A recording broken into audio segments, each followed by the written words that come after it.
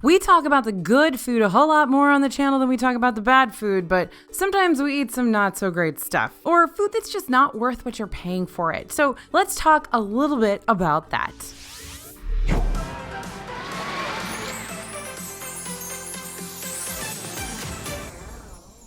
Hey everybody, it's AJ for Disney Food Blog. Now, while DFB is all about the food, obviously, that doesn't mean we like all of it, and some things we do like a lot, we also know are not really worth the cash money you are laying out for them. It's all about context. If a yummy burger costs as much as your house, then you need to do some serious thinking about whether that's worth the dough. So, we're headed to Magic Kingdom today to talk about the good but not worth it, the, well, bad, and the choices we all make when it comes to Disney food.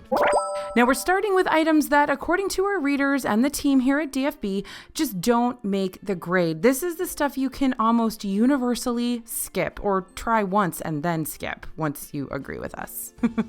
All right, we're gonna start with a controversial one, Rice Krispie treats. But wait, I'm not saying you shouldn't get these sweet little Krispie friends. I'm saying you shouldn't get them when they're stale. Krispie treats come in two forms, prepackaged, i.e. stale, and then the fresh ones. Now, if you're in the market for a Krispie treat, get it freshly made from confectionery, Big Top Treats, or other candy counters around the parks and hotels. If it's already in that super sealed plastic thing, it's not gonna taste as good. Skip it. Get a new one.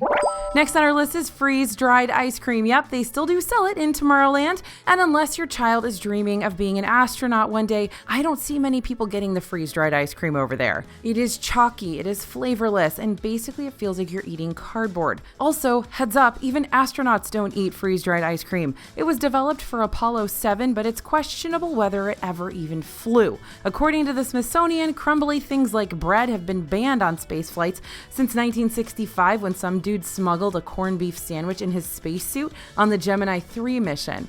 The crumbs flew everywhere and could have gotten into astronauts' eyes or control panels and really messed things up. So yeah, freeze-dried ice cream is not a thing in space, and it probably shouldn't be a thing on Earth either, at least from an enjoyable thing to eat perspective. FYI, astronauts totally eat regular ice cream in space. It sticks together well in the weightless atmosphere and doesn't drip everywhere. Plus, the space station is 75 degrees, so it doesn't melt very fast. Now, don't say you don't learn cool trivia from DFB Guide. So what do you eat instead? Real ice cream, like get it anywhere in Magic Kingdom. All right, next on our list, Starbucks food. Notice I didn't say coffee. I know you'd all come for me if I told you not to waste your Disney dollars on Bucks beans, which is what I'm now calling Starbucks coffee forever and ever because I just thought of it, so trademark. But spending money on Starbucks food, like those microwaved breakfast Sammies and the cake pops you can buy in like every mini Starbucks and every single Target, yeah, that's not worth your money, my friends. There's so much unique and delicious food in Disney World that you can spend boku bucks on, so why buy something you can buy on the corner like every single day back home? Go to Gaston's Tavern for that huge cinnamon roll, get a Cheshire Cafe cattail pastry, get a giant Donut King donut from the Joffrey's kiosk, also local, but you might not have one near you. Grab a cream cheese pretzel from the lunching pad. Start your day off right. All right, next on our list is the Goofy's Glacier Slush. Now, slushes are awesome. We're all aware of that, but these dudes are just a little too syrupy sweet, I think, and can be not what you expected. You're gonna find them at Big Top Treats, Goofy's Candy Company, Boardwalk General Store, but I posit that you may try some of the other limited time slushes around the parks, like the Space Ranger slush at the lunching pad, Mermaid slushie at Prince Eric's Village Market, Wonderland slush at Cheshire Cafe, or maybe even stick with that lemonade slush. It's so good, it never does you wrong. Also, there's an Arnold Palmer slush at Columbia Harbor House and Magic Kingdom occasionally. That's a good mix of flavor and sweetness. So yeah, get them if you gotta, but there are other good options around. Next on our list is hot dogs not from Casey's Corner. Are they really any different? Whatever, I don't know, but they feel different. Casey's Corner is the go-to place in Magic Kingdom for giant hot dogs with delicious toppings, corn dog nuggets with plastic cheese, fries, and a simple but delicious, like my favorite ever, basic baseball brownie. You can get hot dogs with mac and cheese on top, chili dogs. Sometimes there are even fun seasonal dogs, like who wouldn't want a hot dog with mac and cheese and Cheetos dust on it, right? For a while there, you could even get mac and cheese on your fries, and why don't we have that anymore? I think we need a DFB hack on that right now. Maybe we'll grab some Casey's fries and some mac and cheese from Friar's Nook or Cosmic Rays and put them together until Casey serves mac and cheese again. Anyway, boring hot dog at a hot dog stand or cool hot dog at Casey's. I'm sure there's a difference, right? Like, I'm not a regular hot dog, I'm a cool hot dog, maybe? All right, next on our list, you knew it was coming. We're going to talk about the turkey leg. Aw, the poor turkey leg. I know a lot of you are questioning your loyalty to this channel when I talk about turkey legs, and that's okay. We can't agree on everything. Turkey legs are actually turkey legs, by the way, not emu legs, as you may have heard. They are brined and salted massive hunks of meat that pack about 1,000 calories, literally, and could likely feed at least 2 people to the point of a very full tummy. Now, folks often say they taste like ham due to the brining process, and the meat inside is real pink, which some don't associate with turkey, but it is the dark meat here after all. Now, these are fine. If you're eating keto in the parks, need to go low carb, or just love a salty hunk of meat, which I mean literally, by the way, and also which I usually do love a salty hunk of meat. I mean, I'm a big ribeye girl after all. Then you can go ahead and try this one and see what you think. There is a percentage of folks who love them after all. Disney still sells them everywhere, and if they weren't so darn messy, I'd probably be into them a bit more. But be prepared to feel greasy for the rest of the day after you eat one and get ready for those meat sweats. Now, other options, if you don't want to go for a turkey leg, Westward Ho has bacon on a stick right now that isn't quite so huge an investment of time or money. Hand-dipped corn dogs over at Sleepy Hollow are a good option, and you can always indulge in one of those Casey's Corner foot-long dogs. Next on our list is Tony's Town Square. Okay, so I just ate here for the first time in a long time because I was like, how bad can it really be? I'm probably exaggerating in my brain, right? Well, not really. Tony's is an Italian Lady and the Tramp themed restaurant just to the right of the entry gates in Magic Kingdom. It's super cute inside, has a lovely porch to sit on, and if you or a member of your travel group loves Lady and the Tramp, then obviously you gotta go. But the food is, to put it nicely, uninspired. It's takeout level Italian food, and if you're over 40, let me warn you right now that Tony's will be revisiting you for the rest of the day. It kind of sits like a brick in your tummy, at least it did in mine, and in the tummy of another reporter that went with me, and she actually had to go home early that day. So that's not something that's welcome when you're wandering Magic Kingdom in 90-degree weather and riding like Big Thunder Mountain Railroad. So if your kiddo eats nothing but spaghetti, then do it, but choose that entree wisely for yourself. Overall, for the prices, it's not going to be something that will wow too many people.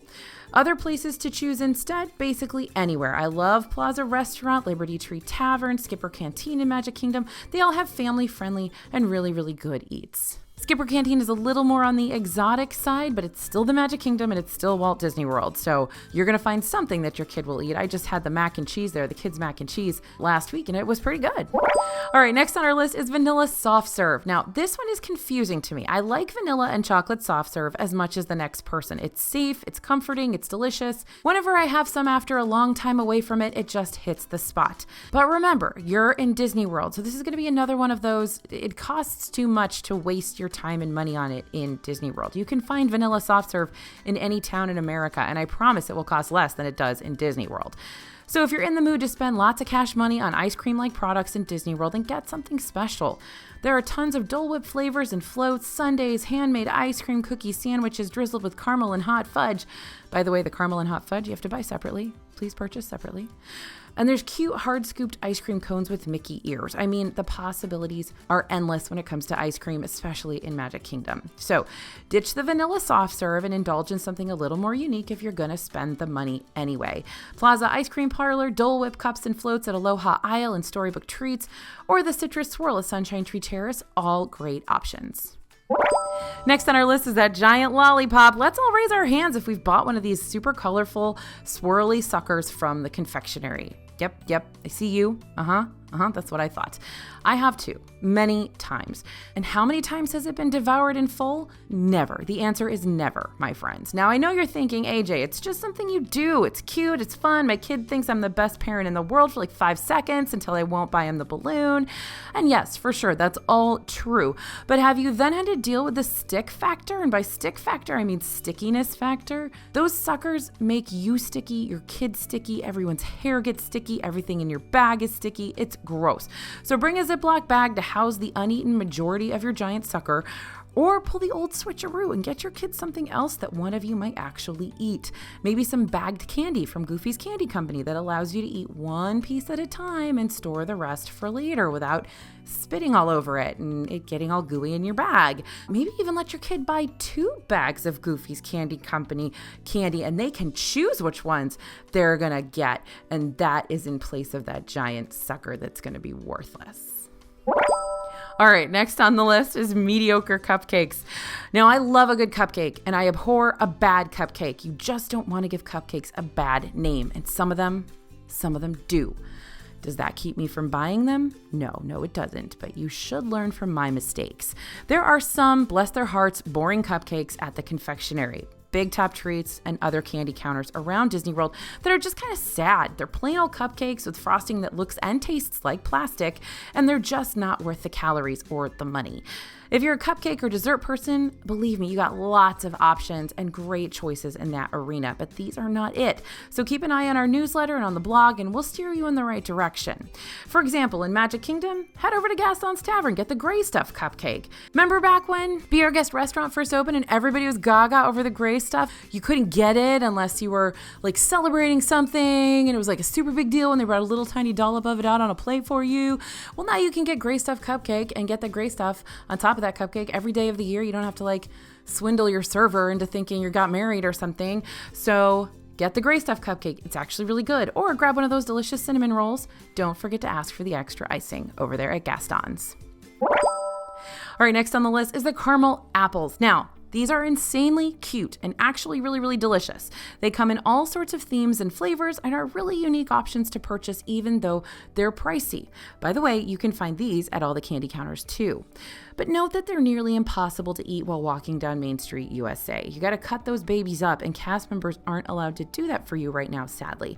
It used to be super easy because they'd cut them up and put them in a box for you, and you could just nosh on that gorgeous sweet tart yumminess all day. But now it's you and a plastic knife, and sadness is the only result, believe me.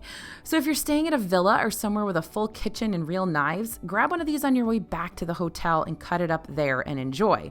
But if you're getting one at the start of the day, have to carry it around all day while it gets gooey with condensation, and then have to fight that plastic knife battle, or worse, try to bite it on your own, it may not be your best purchase. So what should you get instead? Well, choose something smaller and easier to eat from the candy case, like fudge. Lots of good flavors that switch out seasonally. Or cute cookie, and you can even aim for a fun sundae from the Plaza Ice Cream Parlor. Now, if the decorations are what you're going for, try a Krispie treat with the same theme. They usually have them dressed up just like the apples. Another one on our list, Tortuga Tavern. Oh, bless Tortuga Tavern in Magic Kingdom's Adventureland. It's pirate themed, has a ton of cool decor elements and outdoor seating, but it's got some big drawbacks. First, it's never open, or should I say it's open very, very rarely. And when it is open, they put all kinds of less than awesome stuff on the menu, like turkey legs and non-Casey's Corner hot dogs and random sandwiches and a weird rum cake thing that is not delicious. Now, right now it has that cool peanut butter banana Nutella sandwich, which is very unique and delicious, but it's an aberration from the rule for this spot. So we'll keep checking in on you, Tortuga, but in the meantime, probably not going to be tops on our list of recommendations. What you should do instead, Columbia Harbor House for sure. This spot has a variety of good to great dishes and fun desserts, but most importantly, it has an upstairs seating area that's usually pretty empty. It offers great respite on a super crowded day. Now, we've got a few hot takes from our team. I told you the ones that I just listed are kind of universally accepted as like these are not the greatest things to eat in Magic Kingdom. Now, these next ones are very controversial, but I'm going to list them for you anyway, just so that you have sort of both sides of the story. I don't necessarily agree with these, but I'm going to tell you about them because I trust these folks and I think it's important that you know their thoughts. Okay, first up, anything from cosmic rays. Again, not my opinion. This came from our team. They're very smart people, and you may be able to, this may resonate with you. Okay, Cosmic Rays over in Tomorrowland is known for being one of the busiest restaurants in Disney World. And I actually think it was on some list as being one of the highest revenue restaurants in the world or something like that. So it's real busy. And it's focused on quantity, not quality. The food is typical theme park fare. It's average. You got your burgers, hot dogs, chicken nuggets. Now, Cosmic Rays is always busy. It can be pretty chaotic trying to eat here. And when you think about the, exhaustingly overcrowded theme park restaurant, like this is exactly what you're imagining. Now, the real star here, of course, is Sunny Eclipse, the alien animatronic you'll find in the main dining area that sings some truly fantastic tunes. And even though the food's not spectacular, Sunny Eclipse does keep us coming back for more. Now, we do enjoy the chocolate bundt cake here. You can get the plastic cheese, so it's not all bad. It's just not our first choice for food in Magic Kingdom. Next on our list of hot takes, Cinderella's Royal Table. All right, here's the deal. Cinderella's Royal Table in the Magic Kingdom weenie, the castle, is a beautiful restaurant. It looks like royalty. You feel like royalty when you eat there. It does look like the inside of a castle. But when it comes to the quality of the food, that's when we start to shake our heads. You're essentially paying top dollar prices for average quality banquet food. And actually right now, without the princesses coming to your table because of COVID-19 precautions, it's even more of an outrageous price for what you get. For breakfast, you're looking at anywhere from $35 to $59.99 per adult, and lunch and dinner are both $60 per adult. Kids are gonna be around $37. If you're wanting to dine like a princess and feel like royalty, then it's a decent place to eat. But if you're wanting a restaurant where the food is worth the price, then this is probably not going to be for you. And you've heard me say this on the channel before, that Cinderella's Royal Table is a one and done. Everybody should eat there once, but you'll probably not drop that kind of cash to eat there again, and that I can reiterate. All right, next on our list of hot takes, because I know a lot of you are going to disagree with this one, the Main Street Bakery Cinnamon Roll. Yep, it's that big Mickey-shaped cinnamon roll. It's the size of your face. It's giant. You can find it at Starbucks on Main Street. You can also find it at Creature Comforts in Animal Kingdom, and it's great for an Instagram picture, but it isn't reliable when it comes to taste. Now, here in my script, I made reliable like in caps, because that's a really, really great word. That's a key word for me at DFB is the food reliable? Is it something that I can eat time and time again and it's always going to be good, or at least 90% of the time? Well, way too often these days, we've gotten the Mickey cinnamon rolls that taste really old and really stale. And that's not okay. And when this happens, we buy them more and more often because we really want to get a good vibe for, okay, what kind of quality is going into these right now? And these just aren't, I guess, hitting the spot. They're not doing what they're supposed to do for the price. They're cute, they're Instagrammable, but they're dry and they're stale. So again, I'm going to tell you to take yourself on over to Gaston's Tavern and get one of those cinnamon rolls. Don't forget to ask for extra icing. I know a lot of you think those are super dry too, but I just had one this past week again, and I stand by my recommendation. Like, I think they're great. Okay, and next on our list is Pecos Bill Tall Tale Inn and Cafe. I know, oh my gosh, please don't click out of the video. Just hear me out. Our team was very divided on this Frontierland fast food spot. Some of the team think it's one of the best spots in Disney World to grab food in the park. Others hate it. And I'm honestly kind of on the fence with this one. Let's start with the pros. There are a lot of options on the menu if you like Tex-Mex, definitely Tex-Mex options like fajitas. It's a nice spot to take a break in the AC as well. But now here are the cons. There aren't a lot of options if you don't like Tex-Mex, and there is currently no toppings bar, and that is what is usually a draw for some people for this location, because you can do a lot with that toppings bar. Now, because it's indoors with AC, seating can also be tough during busy meal times. It just feels way crowded all the time. And wouldn't you rather eat somewhere not way crowded, like Columbia Harbor House, for example? So those are kind of the pros and cons for Pecos Bill. Sometimes it's great, sometimes it's just a nightmare in there. So there we go. There are worst things to eat in Magic Kingdom. I hope some of these helped you out. I really tried to give alternatives to all of these. So if you don't want to get these, there's better things to get. I try to give those to you. Hopefully that's helpful. But I also want to hear your ideas in the comments. We always want to see what you guys have to say about things you loved or hated in Magic Kingdom. And that helps the rest of our viewers to really plan their trips and make sure that they're not kind of making mistakes with the money that they're laying out in Magic Kingdom. So thank you so much for listening. This has been a really fun one to talk about because I think there's a lot of nuance here. And again, I'll reiterate, none of this stuff is necessarily bad stuff. There's just a lot of things to take into consideration, like how much much are you paying for the food? Is there anything else nearby that's going to be better that you're going to basically miss out on because you're choosing some of this stuff? And as we always say here at DFB, all of this stuff is right for somebody. We never want to tell you what's good or bad in Disney World. We want to tell you what it's like and what our experience was eating it so that you can make the best determination for you and your family about whether you want to spend the money on that thing or not. So there we go. Hope it was helpful. As always, this is AJ for Disney Food Blog, and we'll see you real soon.